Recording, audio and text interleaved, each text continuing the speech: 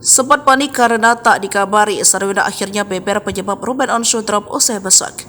Ia baru bisa menemui Ruben ketika sudah dibawa dari RSUD Majalengka ke RS Bunda Benteng pada Minggu 19 Mei 2024 malam. Ternyata Ruben alami kejadian hal yang tak terduga saat mengisi acara di Majalengka. Sarwenda diberikan penjelasan soal alasan dirinya baru bisa membesuk Ruben suaminya. Setelah membesuk suaminya, Sarwenda menggambarkan bahwa kondisi Ruben sudah baik-baik saja. Sarwenda menuturkan bahwa Ruben Onsu sempat mengalami dehidrasi ketika mengisi acara di Majalengka. Selain itu, kondisi Ruben yang juga kelelahan membuat presenter kenamaan itu drop hingga harus dilarikan ke rumah sakit Majalengka. Sarwenda memastikan tidak ada sakit serius yang dialami Ruben. Ia menyebut cuaca panas jadi penyebab suaminya itu mengalami dehidrasi. Ruben dilarikan ke rumah sakit saat sedang isi acara di Majalengka. Terlihat Ruben harus diinfus dan menggunakan alat EKG yang umumnya digunakan pasien mengalami gejala penyakit jantung atau nyeri dada, sulit bernapas, cepat lelah, jantung berdebar, gangguan irama jantung hingga badan lemas.